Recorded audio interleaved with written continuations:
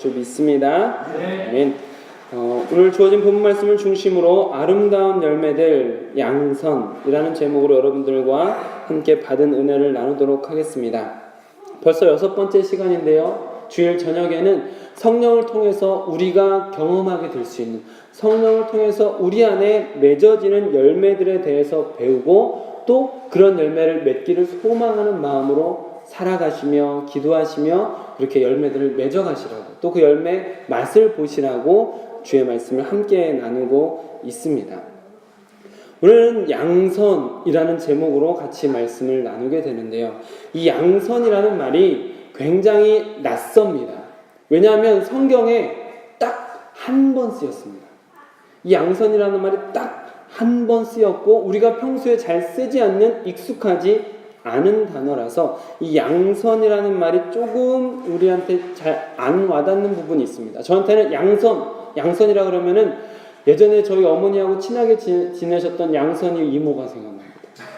그 이모 이름이 양선이었거든요. 그래서 저한테는 양선이라는 이미지는 그 좋은 이모밖에 생각이 없거든요. 왜냐하면 우리가 익숙하지 않게, 이 양선이라는 단어와 익숙하지 않게 지내기 때문이죠. 국어사전도 찾아보니까 포털에 나오는 인터넷 포털 사이트에 나오는 국어사전에는 양선의 뜻이 없어요. 깜짝 놀랐습니다. 그리고 오히려 그 국립국어원에 들어가서 양선을 찾으니까 짧게 나옵니다. 어질고 착하다. 이렇게 짧게 나오더라고요. 그래서 이 양선이라는 것에 일단 이 문자적인 의미를 우리가 분명히 알아야지 오늘 말씀에 접근하는 도움이 되기 때문에 헬라어를 잠시 말씀을 드리면 이 양선이라는 단어가 헬라어로 뭐라고 표현되어 있냐면 아가토스네라고 되어 있습니다. 이 아가토스네라는 것은 우리나라 성경에 사실 여러 번 등장합니다. 그런데 양선이라는 말은 여기서 딱 한 번 쓸 뿐인 거죠. 그러면 이 양선이란 아가토스네가 어떻게 번역됐느냐를 보면 우리가 이게 지금 어떤 뜻이구나라는 걸 더 쉽게 이해를 할 수 있을 텐데요. 이 아가토스네는 우리 성경에서는 양선이라고 오늘 번역되었고 선함, 착함, 선 그 자체 이런 뜻이에요. 그러니까 우리가 그냥 선하다라는 이미지, 보통 여러분들이 생각하는 그 이미지랑 사실 일치하는 것을 볼 수 있고, 영어 성경에서는 이거 goodness라고 되어 있습니다. goodness, good, 좋은 것, good 하잖아요, 그렇죠? 좋은 어떤 것, 선한 어떤 것을 표현하는 의미로 아가토스네가 번역이 되는 것을 볼 수가 있다라는 것이죠. 근데 제가 이 아가토스네의 이 양선을 묵상하는 데 있어서 이 양선이라는 단어가 우리가 자주 사용하지 않기 때문에, 낯설기 때문에, 혹은 성경에 딱 한 번 등장하기 때문에 어색하기보다는 제가 묵상하면서 어떤 마음이 들었냐면, 우리는 우리의 신앙생활 하면서 우리의 신앙생활에 양선보다는 위선이 익숙하구나 라는 생각을 좀 많이 하게 되는 것 같아요. 양선이라는 이 좋은 아가토스네의 사랑으로 하나님께서 우리에게 이런 선한 마음을 자꾸 부어주시는데, 우리는 교회에서 양선보다는 위선을 더 자주 경험하기 때문에 어쩌면 이 양선, 선한 사람들에 대한 어떤 좀 불편한 마음이나 이런 단어에 접근하는데 어려움이 생기는 것 같았습니다. 제가 그랬습니다. 제가 그렇게 양선에 접근하는데 어려웠다라는 것이죠. 특별히 오늘 오전에 어린이 주일 중심으로 해서 말씀을 나누면서 목회자의 자녀들이 일탈하게 되는 경우에 대해서 잠시 말씀을 드렸었는데, 많은 부분 목회자가 가지고 있는 양면성 때문에, 그 양면성이라는 게 무엇이겠습니까? 성도들 앞에서만 보여주는 위선의 모습, 그런 위선적인 모습 때문에 그 모습이 보기 싫어서, 그 모습이 그 가식적인 모습이 싫어서 신앙 자체를 버리고 일탈하는 목회자의 자녀들이 많이 있더라라는 이런 안타까운 이야기를 잠시 나누기도 했었습니다. 그리스도인이다라고 했을 때 보통 일반적으로 그리스도인 하면은 선한 이미지가 있지 않습니까? 이 그리스도인다라고 하는 사람들, 교회 다니는 사람이다라고 하면은 사실은 보통은 선한 이미지, 선해 보이는 사람들, 이런 이미지가 강했습니다, 우리나라에. 왜 그러냐면 예전에 우리나라에 100년 전에 있었던 평양 대부흥 운동 때, 그때 이제 대대적인 회개 운동과 대대적인 각성이 일어났었던 때가 우리나라에 있었거든요. 그 이후로 우리나라의 기독교가 폭발적인 성장, 그래서 세계에서 주목하는 나라가 되어가는 것을 볼 수 있는데, 그 평양 대부흥 운동 때 회개 역사를 통해서 성령의 임재로 그리스도인들이 어떻게 변했냐면, 사람들이 다 잊어버린 빚을 내가 그때 그거 안 갚았어. 미안해. 하면서 빚을 갚기 시작하는 거예요. 잊어버렸는데도. 또 어떤 사람은 탈세한 것을 자진납부하는 사람이 있었고요. 어떤 사람은 자기 자신이 예전에 몹쓸 행동을 했었던 강도입니다. 라고 자수하고 감옥에 들어가는 사람들도 일어났었다는 거죠. 그러니까 하나님의 성령을 경험하고 나서 그들이 내가 이 안에 죄악된 더러운 것들을 씻어내고 선한 삶을 살기 원한다라는 그런 마음의 어떤 변화들이 막 오기 시작하면서 삶으로 그런 이상한 변화들이 나타나는 거예요. 일반 사람들이 봤을 때 너무 이상한 거죠. 왜냐하면 탈세 그냥 지나가도 되는 거잖아요. 빚 잊어버렸으면 그냥 넘어가면 되잖아요. 안 잡혔으면 굳이 자수 안 해도 되는 거잖아요. 근데 사람들이 주님의 빛을 맛본 이후에 선한 삶을 갈망하면서 그렇게 스스로 자신의 어두운 것들을 정리해 나갔던 모습 때문에 그리스도인에 대한 좋은 이미지들이 많이 생겼었던 때가 있었습니다. 사실 그리스도인이라는 것은 예수님을 닮아가는 사람들 아니겠습니까? 예수님이 주시는 사명을 감당하며 이어가는 사람일 뿐만 아니라 예수 그리스도의 인격, 예수 그리스도의 그 인간됨을 우리가 이 세상에 살면서 닮아가는, 예수 그리스도의 온전함에 이르기 위해서 정진해가는 그런 성화의 과정을 걸어가는 사람들이 우리 아니겠습니까? 그렇기 때문에 예수님을 닮고 예수님의 모습으로 살아가고 싶은 마음이 우리 안에 자리 잡고 있어서 세상 사람들이 봤을 때 이상하게 선해 보이는 것이 맞습니다.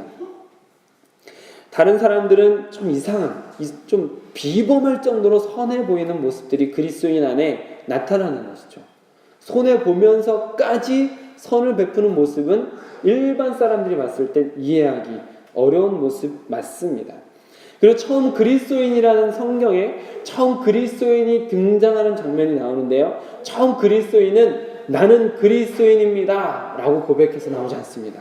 성경에 나오는 첫 그리스도인이라는 정의, 단어, 지칭은 그리스도인으로부터가 아니라 옆에 있는 사람들로부터 옵니다.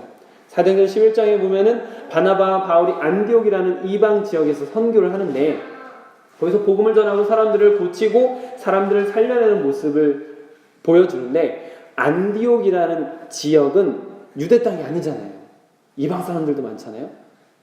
그런 곳에서 남녀 또 혹은 신분의 차이를 넘어서서 또 유대인과 이방인이라는 이런 종족의 간극을 완전히 넘어서서 그들이 선을 베푸고 병을 고쳐주고 복음을 전하는 이런 아주 비범하고 특별한 모습을 보면서 그 안디옥에 있는 사람들이 그리스도인이라고 처음으로 일컬었다라고 사도행전 11장 26절에 나오는 것을 볼 수가 있다라는 것이죠. 그렇습니다. 그리스도인은 이와 같이 다른 사람들로부터 뭔가 비범한 어떤 것이 있는, 우리에게 일반적인 정상적인 사람들이 경험할 수 없는, 당연히 화낼 수 있는 상황에서 화도 내지 않고 저렇게 선한 모습을 보여주는 이상하고 비범한 착한 사람들이라는 이미지가 굉장히 강합니다. 한 예를 더 들자면 예전에 김익두 목사님이라는 분이 계셨는데요. 잘 아시는 분 아실 수 있고 저도 이제 이야기를 통해서 들었던 분인데, 이분은 1900년대 초에 1870년대 생인가 그러시거든요. 근데 1900년대 초에 우리나라에 굉장히 유명한 깡패였다고 합니다. 근데 이분이 이제 주님을 만나고 목사님이 된 거예요.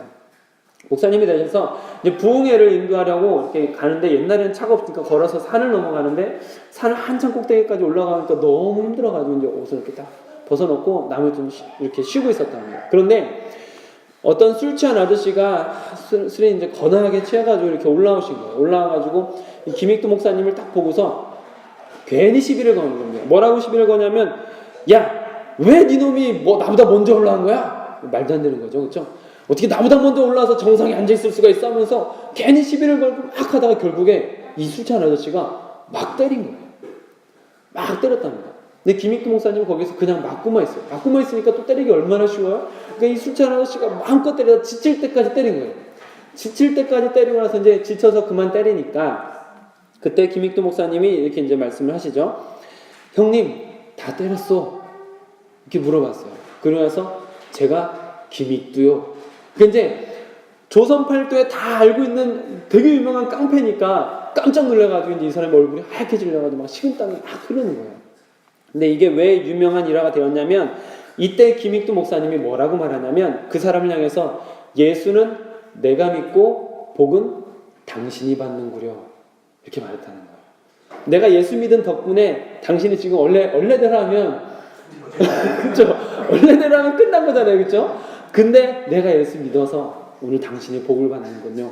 이렇게 말한 게 굉장히 유명한 일화입니다.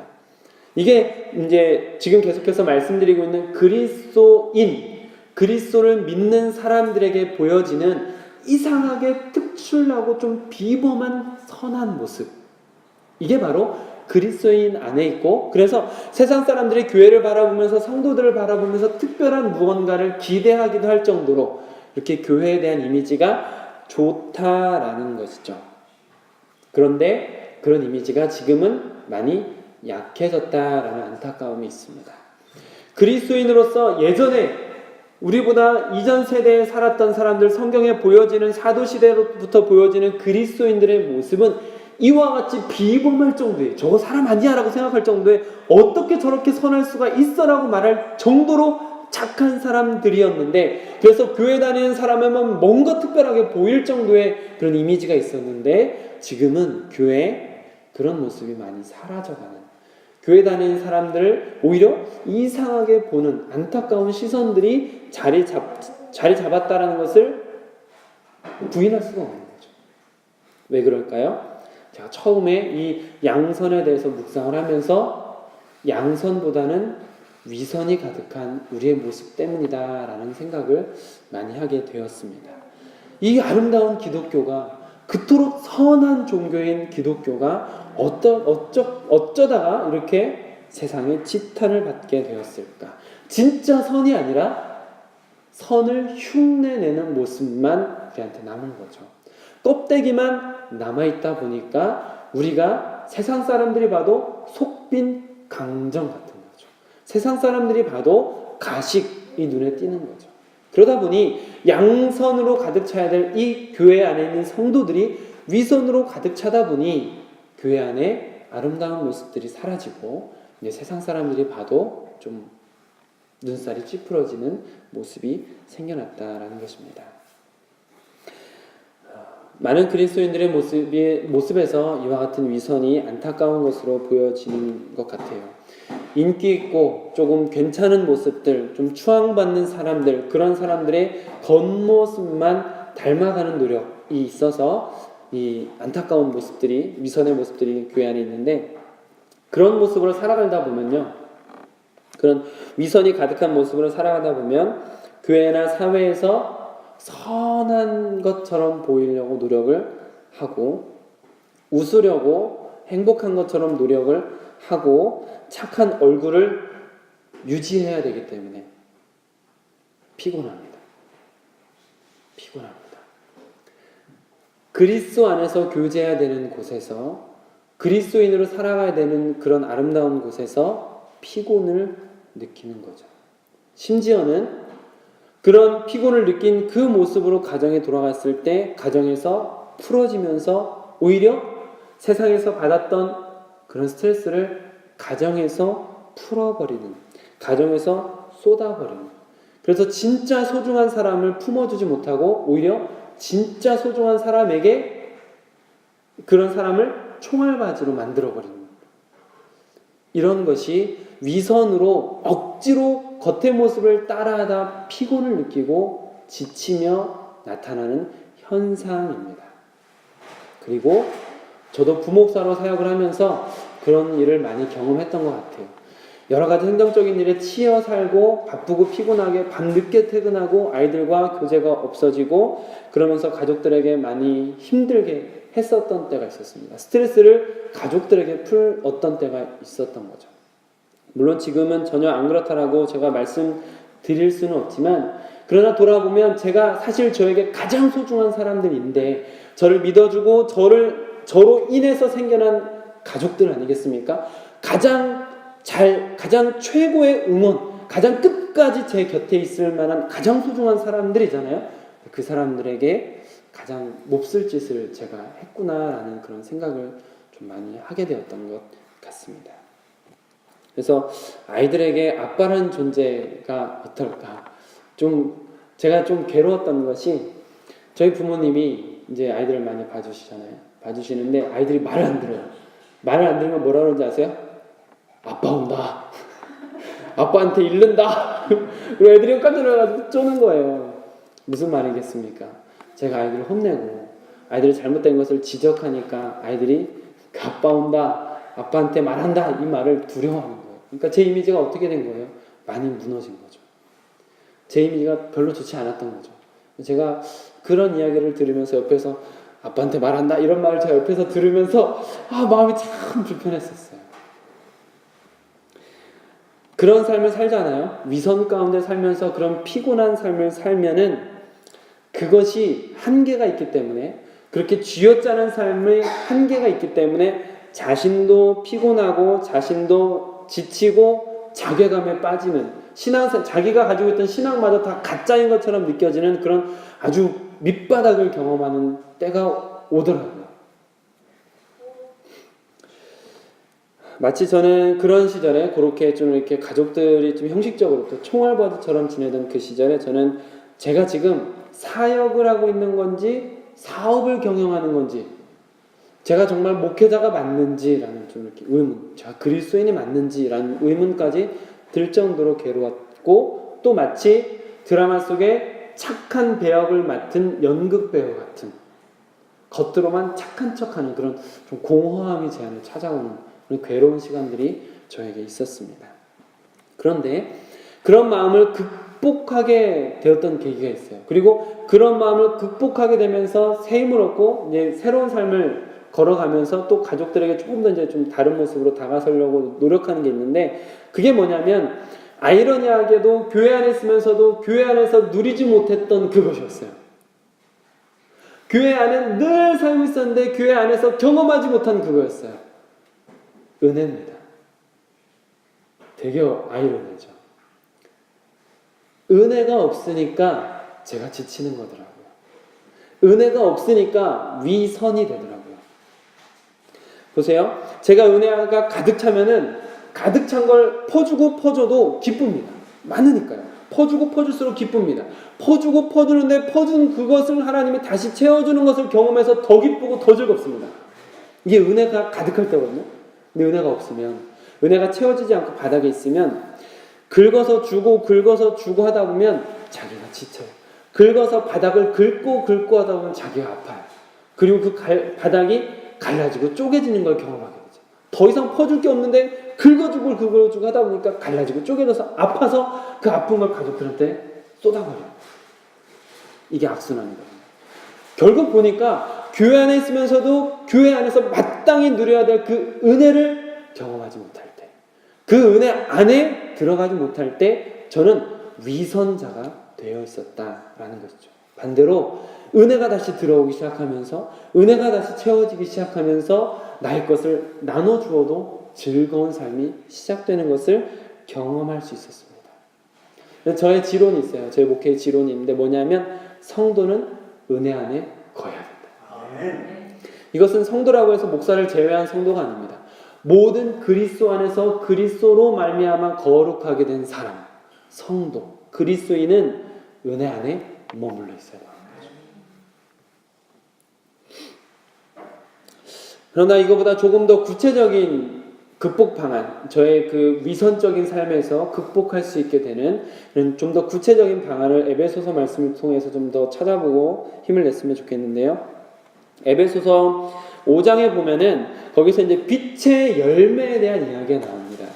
한번 에베소서 5장 9절 말씀을 한번 찾아보실까요? 제가 지금 몇 쪽인지 페이지를 안 적어왔네요. 네, 315페이지입니다. 315쪽에 에베소서, 아마 오늘 본문 말씀 갈라디아서 바로 앞에 있죠. 에베소서 5장, 바로 앞에가 아니라 바로 앞에 맞나요? 제가 헷갈린데 갑자기. 갈라디아서, 에베소와 빌립보, 갈라디아서 다음에 나오나요? 네, 죄송합니다. 갈라디아서 다음에 에베소서 315쪽에 있다고 합니다. 네. 에베소서 5장 9절 말씀 한번 같이 읽어보겠습니다. 시작.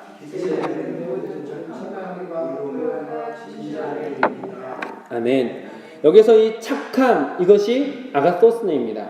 이것을 세 번역으로 읽어보면 조금 더 와닿는데요. 빛의 열매는 모든 선과 의와 진실에 있습니다. 자, 근데 이 빛의 열매는, 그 빛의 열매를 맺으면 선한 것, 착한 것, 의로운 것, 진실한 것이 있대요. 근데 그 빛의 열매는 누가 맺을까요? 바로 위에 8절을 한번 보십시오. 8절 시작. 너희가 전에는 이제는 주 안에서 빛이라 빛의 자녀들처럼 행하라. 아멘. 빛의 자녀들이 맺을 수 있는 열매, 바로 그것이 조금 전에 나누었던 9절의 빛의 열매는 선함, 의로움, 착함, 진실이 있다라는 것이죠. 빛의 자녀일 때 선한 열매를 맺을 수 있대요. 근데 여기에는 빛의 자녀라는 것 이전에 빛의 자녀가 아니라 어둠 가운데 있다라는 전제가 있습니다. 우리는 이걸 기억해야 되는 거죠. 우리는 원래 어두웠어요. 여러분, 인간의 기본 속성은 어두움입니다. 우리는 애초에 어두움 속에서 태어납니다. 선악과를 먹고 죄에 종된 자의 후손으로 태어난 우리는 어쩔 수 없이 태어나면서부터 어둠 가운데 있는 거예요. 우리가 이걸 기억해야 돼요. 다시 말하면 우리 안에 빛이 없다. 빛이 없다는 걸 알아야 빛을 구할 거 아니겠습니까? 내 안에 없는 걸 알아야지 구할 거 아니겠습니까? 마치 창세기 1장에 보면은 창세기 1장에서 하나님께서 천지를 창조하실 때 그 천지를 창조하실 때의 모습을 이렇게 표현하고 있습니다. 땅이 혼돈하고 공허하며 흑암이 깊음 위에 있고, 마치 우리 마음속 같지 않습니까? 땅이 혼돈하고 공허하며 흑암이 깊음 위에 있다. 우리의 마음은 원래 이래요. 원래 이렇게 어둡고 답답하고 공허하고, 이게 인간이 가지고 있는 기본적인 마음입니다. 그런데 놀라운 것은 그 창조 역사가 언제 일어납니까? 하나님의 영이 수면 위를 운행하시니라. 그리고 하나님께서 명령하실 때 빛이 있으라.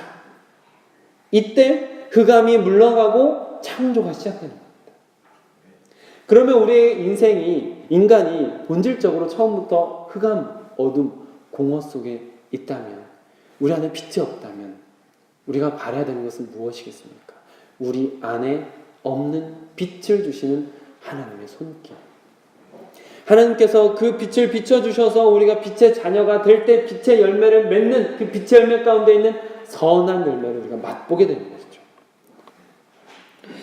창조 역사가 이와 같이 일어났던 것처럼 우리 영의 새로운 창조가 하나님의 성령의 운행하심으로 인하여서 우리 흑암의 어둠의 깊은 곳에 있는 우리 이 답답한 공허한 심령 위에 하나님의 영이 운행하기 시작하고, 하나님께서 빛이 있으라 명함으로 인하여 우리가 빛 가운데로 들어가는 은혜가 있으시기를 주님의 이름으로 축복합니다. 지금 같이 읽으신 에베소서 5장 9절 말씀에서 빛의 열매로 선함, 착함, 그리고 여기서 나오는 착함이 이제 선함인데요. 이런 선한 빛의 열매를 맺는 사람의 모습을 조금 더 구체적으로 알아봐야 우리가 조금 더 그런 삶을 일주일 동안 살아보려고 노력을 할 수 있지 않겠습니까?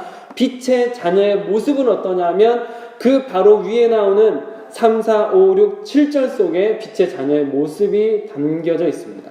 그런 빛의 자녀들은 원래는 어둠 속에 있었지만 빛으로 들어와서 빛의 자녀로 살아가면서 그런 삶의 모습을 살아갈 때 빛의 열매들을 맺는, 선함의 열매, 진실함의 열매들을 맺는 인생이 된다라는 것이죠. 그럼 어떤 모습이 있는지 한번 보시면 우리가 우리의 삶을 좀 더 구체적으로 바꿔가는 데 도움이 될 것 같습니다. 5장 3절부터 제가 천천히 읽어볼게요. 음행과 온갖 더러운 것과 탐욕은 너희 중에 어떻게 하랍니까? 이름조차도 부르지 마라. 그런 걸 말로도 내지 말라는 거예요. 말로도 하지 마라. 그게 성도에게 마땅한 거다. 4절 누추함은 이제 번역을 보면 추잡한 것, 더러운 말, 음란한 말, 이런 거로 표현할 수 있습니다. 누추함 버리고 어리석은 말 버리고 희롱하는 말 마땅하지 않다. 오히려 감사하는 말을 해야 된다라는 것이죠. 5절로 한번 볼까요? 5절은 너희도 정녕 이것을 알거니와 음행하는 자, 더러운 자, 탐하는 자, 곧 우상 숭배하는 자는 그리스도와 하나님의 나라에서 기업을 얻지 못한다.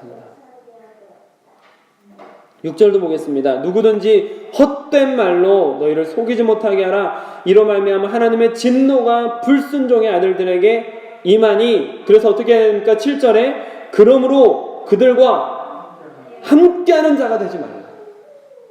그렇습니다. 빛의 자녀로 빛 가운데 계속해서 머물러 있고 싶으면 어둠의 세계 속에서 일어나는 그것들 입에 거론하지도 말고, 어둠의 세계 속에서 즐거워하며 어둠과 버타고 있는 사람들과 가까이 하지도 말라라는 것이죠.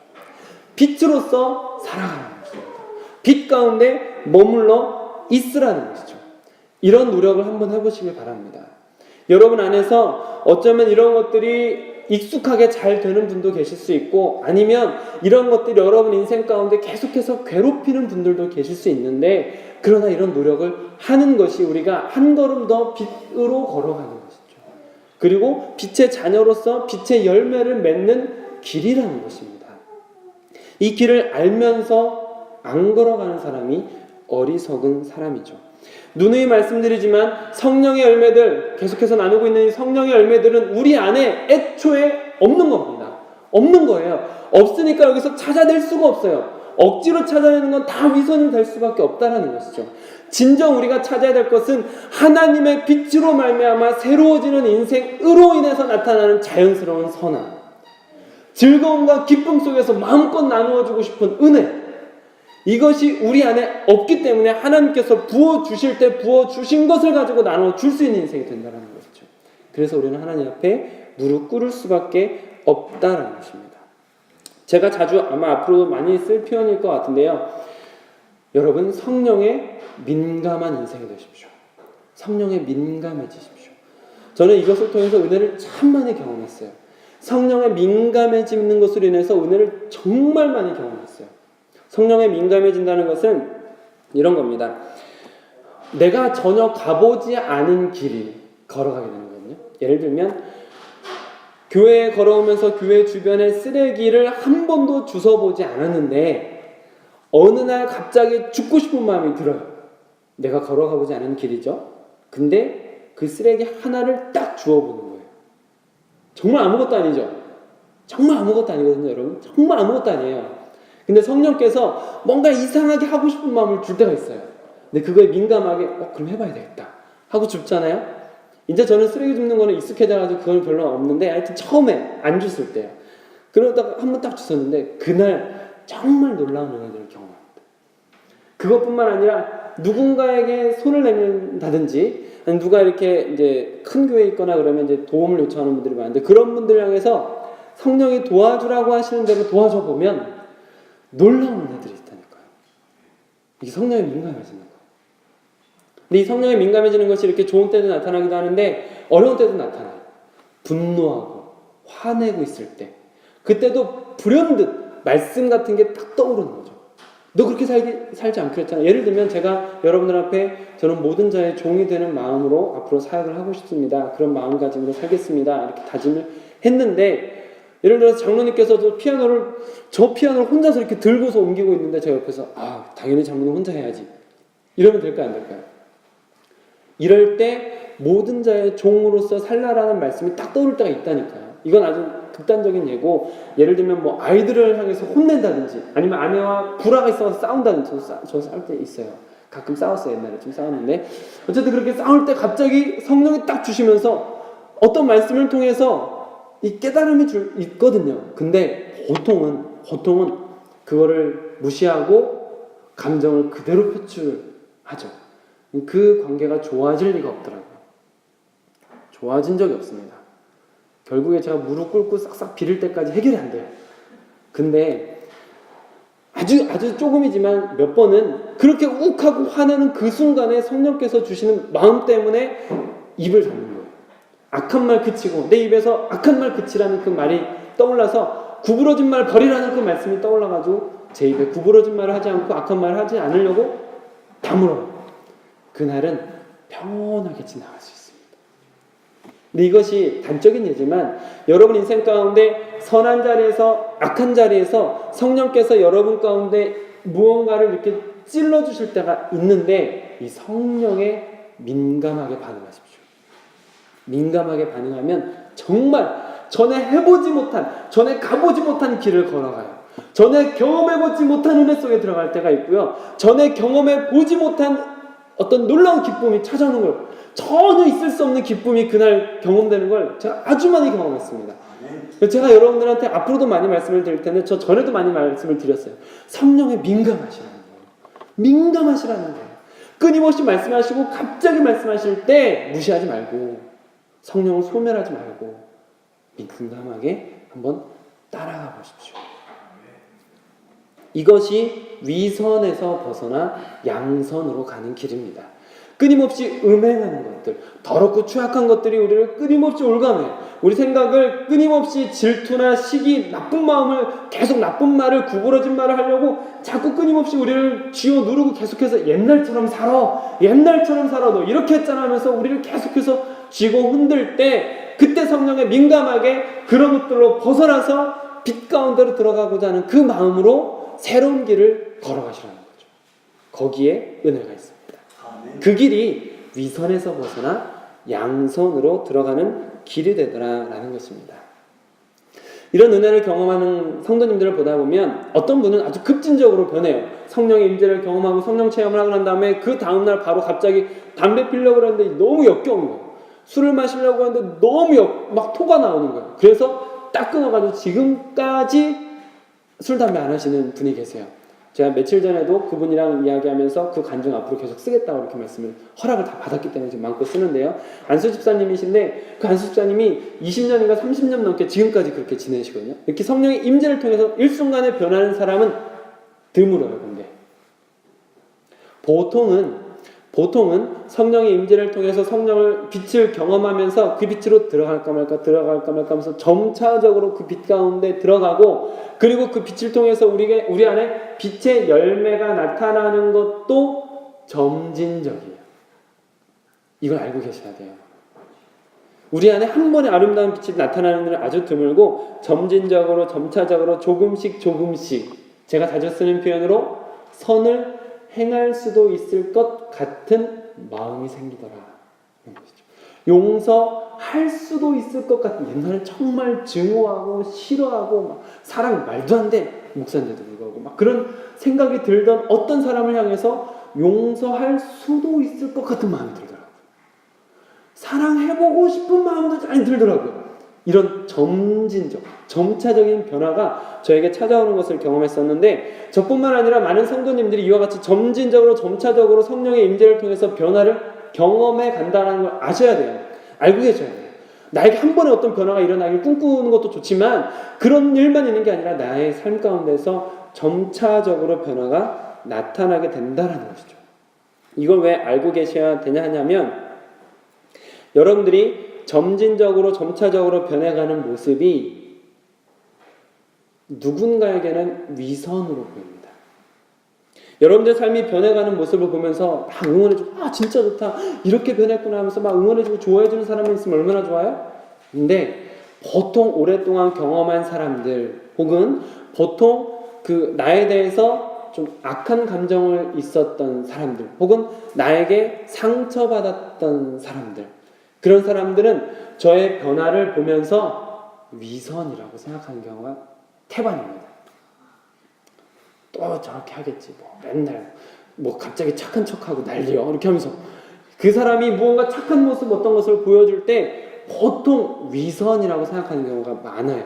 한 번에 변한 일이 없기 때문이죠. 그러면 여러분, 어떤 사람들이 삐뚤어지게 바라보면서 여러분들의 조금씩 변해져가는, 나는 양선을 향해서, 위선을 버리고 양선을 향해서 걸어가고 싶은데 조금 더 선을 행하고 좀 더 착한 모습으로 그 사람에게 또 더 잘해주고 싶고 이런 것들이 있는데, 저 사람이 나를 위선으로 보고 가식으로 보면서 비아냥거리고 삐뚤어진 시선으로 볼 때 기분이 좋아요, 나빠요?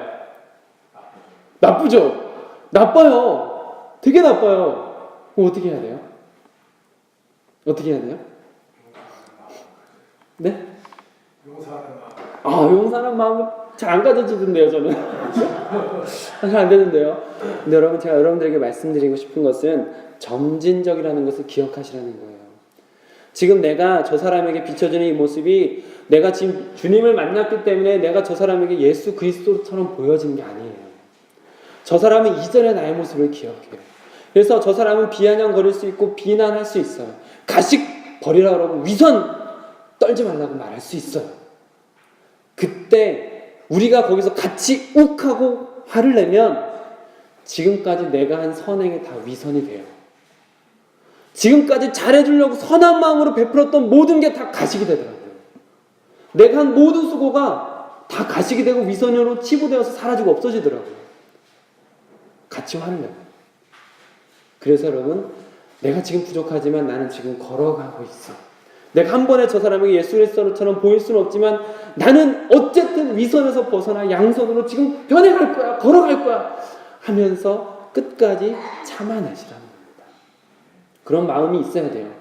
내가 지금 한 번에 변한 게 아니기 때문에, 변해가야 되기 때문에 그런 마음을, 그런 인식을 하고 있을 때 이 걸음을 걸어갈 수 있습니다. 그래서 갈라디아서 6장 9절의 말씀이 우리에게 힘이 되더라고요. 한번 찾아보실까요? 갈라디아서 6장 9절 말씀, 신약성경 309쪽에 있습니다.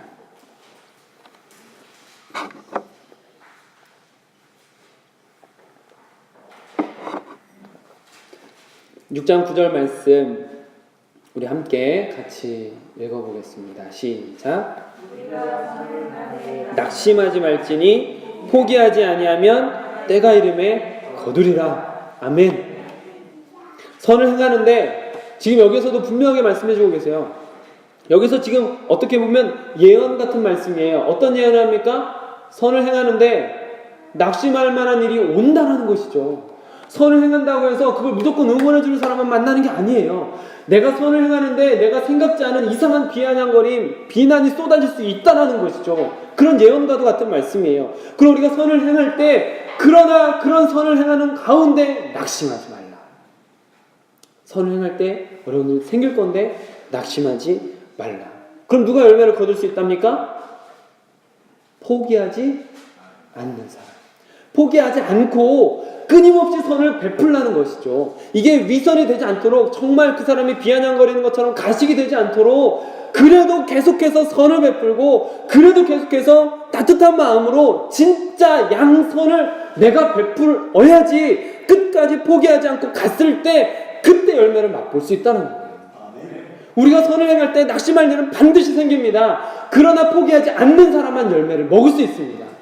포기하고 거기서 다시 같이 대응하고 옛날로 돌아가면 그 모든 것, 지금까지 쌓아올린 모든 것이 다 위선과 가식이 되어버립니다.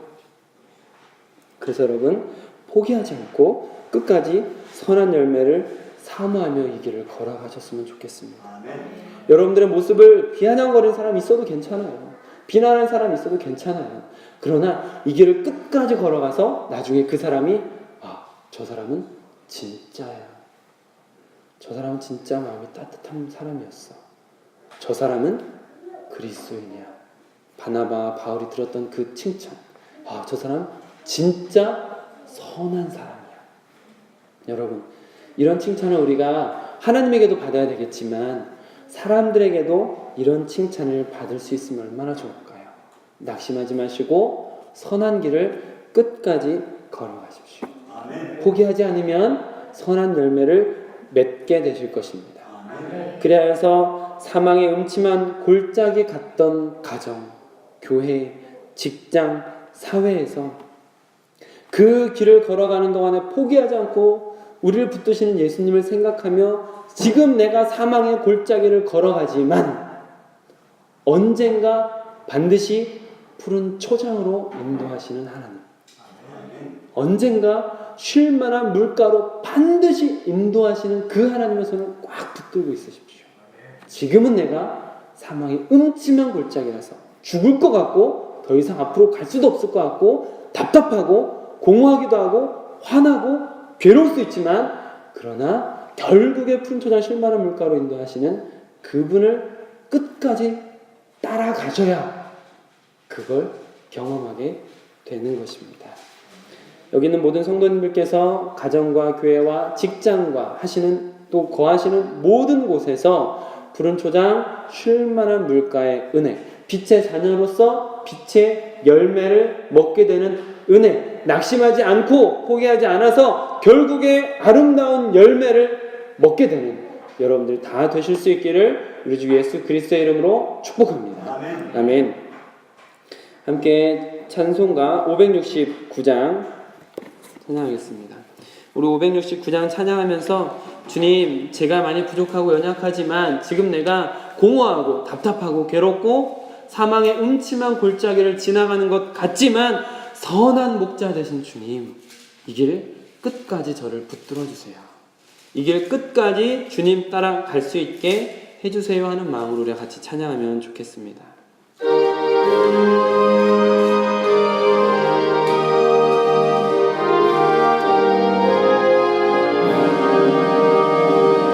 선한 목자 되신 우리 주 항상 인도하시고 푸른 풀밭 좋은 곳에서 우리 먹여주소서.